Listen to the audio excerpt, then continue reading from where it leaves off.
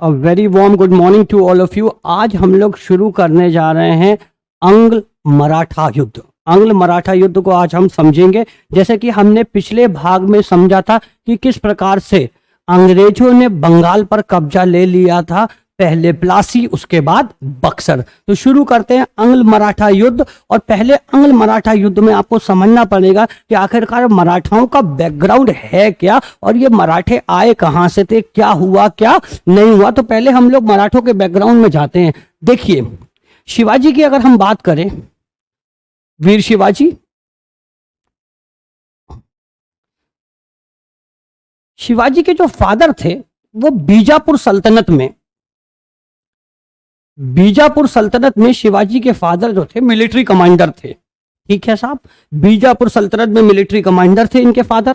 तो ये माना गया कि भाई शिवाजी भी बीजापुर की सेवा करेंगे, लेकिन शिवाजी के मंसूबे कुछ और थे और उन्होंने बीजापुर की जो है खिदमत करने से बिल्कुल साफ साफ इनकार कर दिया कि मेरा बीजापुर से कोई लेना देना नहीं है, मैं एक स्वतंत्र राज्य बनाऊंगा अलग। कोई बात नहीं, बात खत्म हो गई। बीजापुर के अंडर में थे शिवाजी के पिताजी। शिवाजी का संघर्ष मुगलों के साथ चलता रहा 1680 तक। सन 1680 में मृत्यु हो गई किसकी? वीर शिवाजी की। शिवाजी की मृत्यु हो गई सन 1680 में। शिवाजी की दो रानियां थी, दोनों से अलग अलग पुत्र थे। एक पुत्र थे संभाजी, क्या नाम था इनका? नाम था संभाजी। और दूसरों का नाम था राजा राम। क्या नाम था इनका? नाम राजा राम। शिवाजी की डेथ होने के बाद, शिवाजी की मृत्यु के बाद संभाजी जो है मराठा तख्त पर बैठे। छत्रपति की जो उपाधि थी वो किसने ले ली? संभाजी ने छत्रपति की क्या ले ली? उपाधि ले ली। और कहीं ना कहीं मुगल सम्राट औरंगजेब के साथ 36 का आंकड़ा था। किसका? शिवाजी का। तो कहीं ना कहीं औरंगजेब शिवाजी से खिसियाता था और वो खिसियाहट औरंगजेब ने अपनी निकाली किसके ऊपर? संभाजी के ऊपर। साहब कोई बात नहीं। सन 1689 में, 1689 में औरंगजेब संभाजी को पकड़ के ले गया अपने साथ। संभाजी को पकड़ के ले गया अपने साथ और साथ में ले गया इनके बेटे शाहू को। इनके बेटे किसे ले गया? शाहू को भी अपने साथ में ले गया। शाहू जी महाराज उस समय छोटे थे, उनको ले गया कौन? औरंगजेब पकड़ के। जब 1689 में मराठा तख्त खाली हो गया, तब उस समय कमान संभाली राजा राम जी ने। किसने कमान संभाली? राजा राम जी ने कमान संभाली, क्योंकि इनकी गैर मौजूदगी में अब कौन छत्रपति बना? राजा राम। लेकिन हुआ क्या, सन 1700 में राजा राम की भी मृत्यु हो गई। किसकी मृत्यु हो गई? राजा राम की भी क्या हो गई? मृत्यु हो गई। राजा राम जी की भी मृत्यु हो गई, राजा राम जी की भी डेथ हो गई सन 1700 में। अब सन 1700 में जब राजा राम की डेथ हो गई, अब कोई बचा तो बचा नहीं।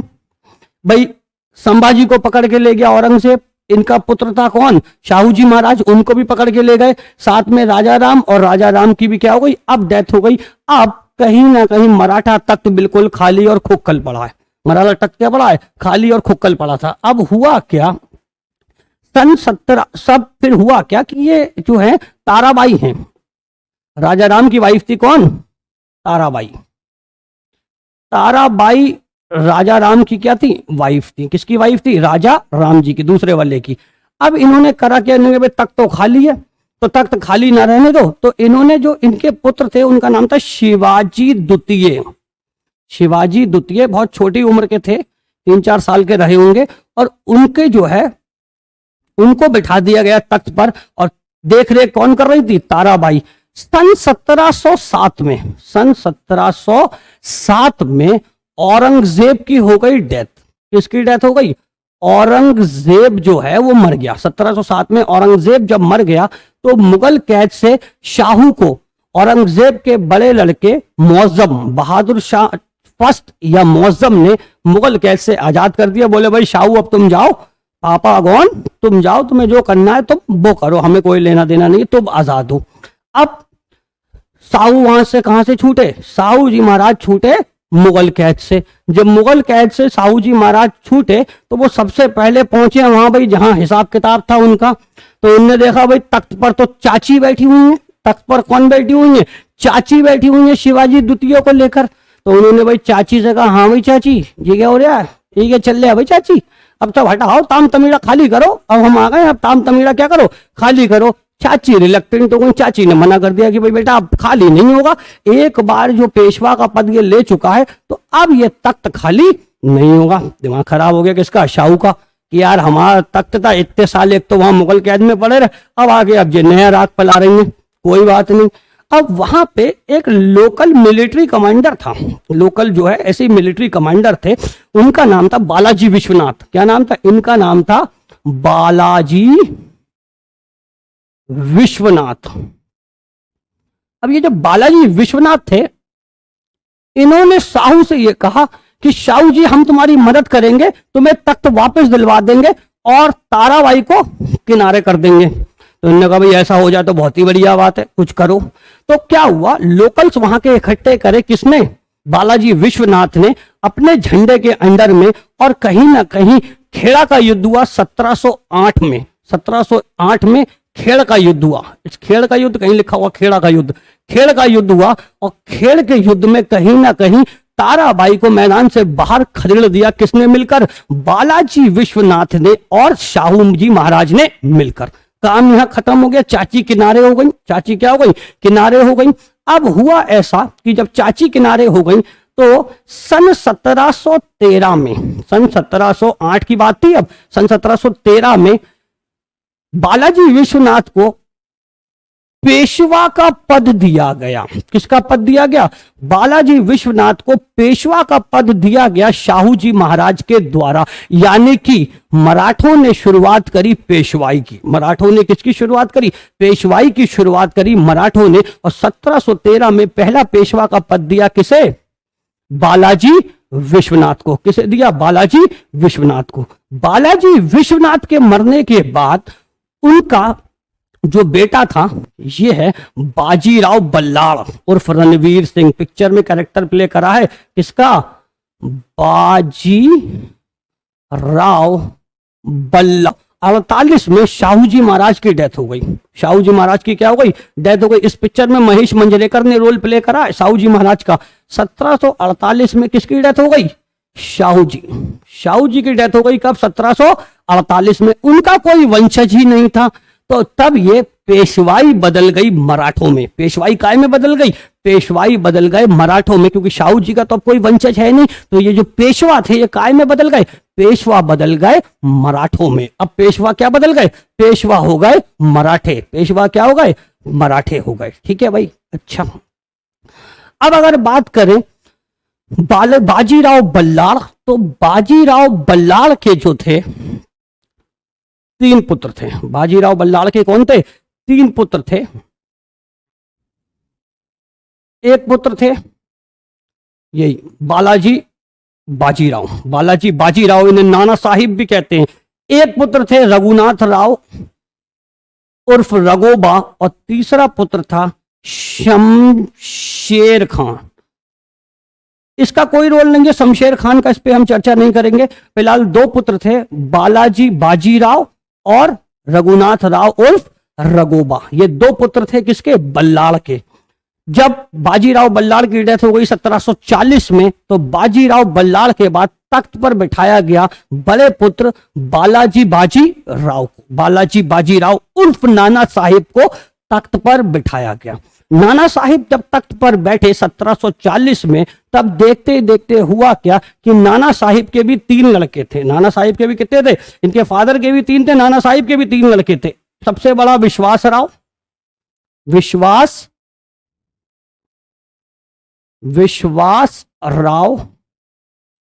उसके बाद एक था माधव राव, ये है माधव राव, और तीसरे थे नारायण राव। कौन थे, नारायण राव। 3 बेटे थे किसके, बालाजी बाजीराव के। अब हुआ क्या, सन 1761 में अहमद शाह दुर्रानी, क्या नाम था, अहमद शाह दुर्रानी या फिर अहमद शाह अब्दाली के नाम से भी आप जिसे जानते हो, पानीपत के प्रथम युद्ध 1761 में, सॉरी पानीपत का तृतीय युद्ध 1761 में, 1761 में पानीपत के तृतीय युद्ध में, पानीपत के किसमें, 3rd बैटल में। कौन सा बैटल था भाई पानीपत का, पानीपत के तृतीय युद्ध में या थर्ड बैटल ऑफ पानीपत में इन्होंने जो है विश्वास राव का खेल खत्म कर दिया। किसने? अहमद शाह अब्दाली या अहमद शाह दुर्रानी ने विश्वास राव को क्या करा? मार डाला, इनके बड़े बेटे को। तो कहीं ना कहीं ये बहुत ज्यादा शौक लगा किसे? नाना साहिब को। और विद इन 6 मंथ, कितने महीने में? 6 महीने में टिकट कट गया किसका? नाना साहिब का भी। अब जब नाना साहिब की भी डेथ हो गई 6 महीने बाद, अब तख्त का दावेदार रघुनाथ राव उर्फ रघोबा अपने आप को सोचने लगा इनका छोटा भाई। इनका छोटा भाई किसे सोचने लगा कि भाई अब मुझे तख्त मिलेगा। बड़का मर गया, मतलब बड़ा लड़का मर गया, भैया मर गए और अब मुझे तख्त मिलेगा। कोई बात नहीं साहब, तख्त नहीं मिला, तख्त इन्हें नहीं मिला और तख्त पर बैठ गया इनका बीच वाला यानी कि मंझला बेटा, उसका नाम था माधव राव। अच्छा, माधव राव जब तख्त पर बैठे 1761 में, तब कंडीशनें बहुत विपरीत थी।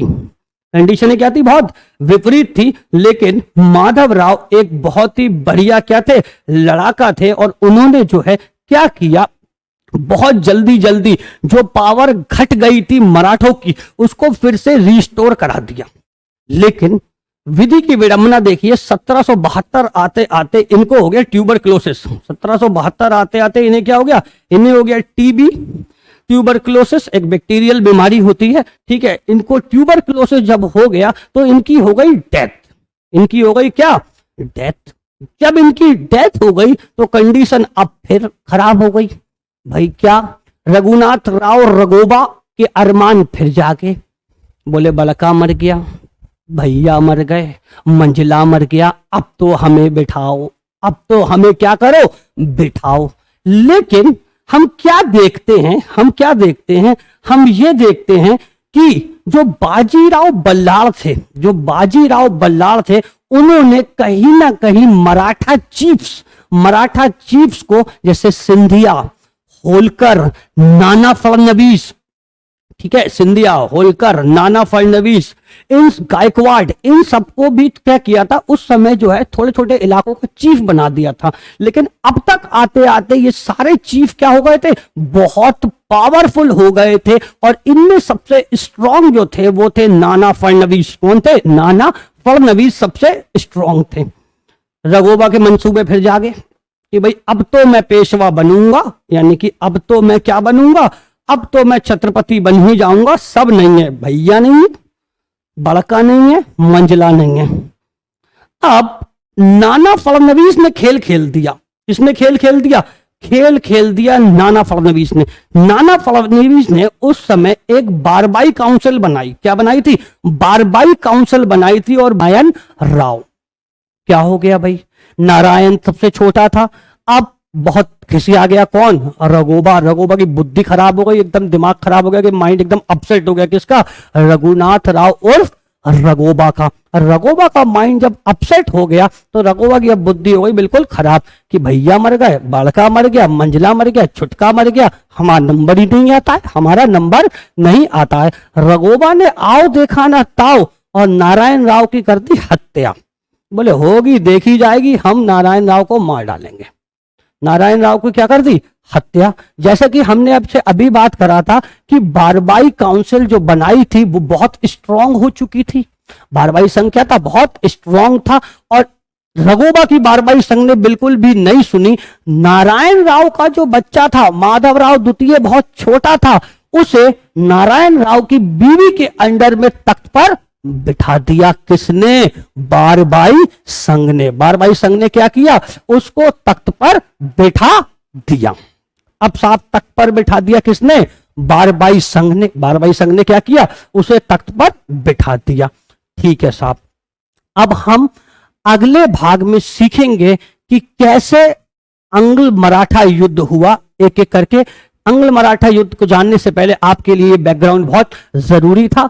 Thank you. अगर आपको ये वीडियो अच्छा लगा हो तो प्लीज लाइक करिए, शेयर करिए, कमेंट करिए और चैनल को सब्सक्राइब करिए।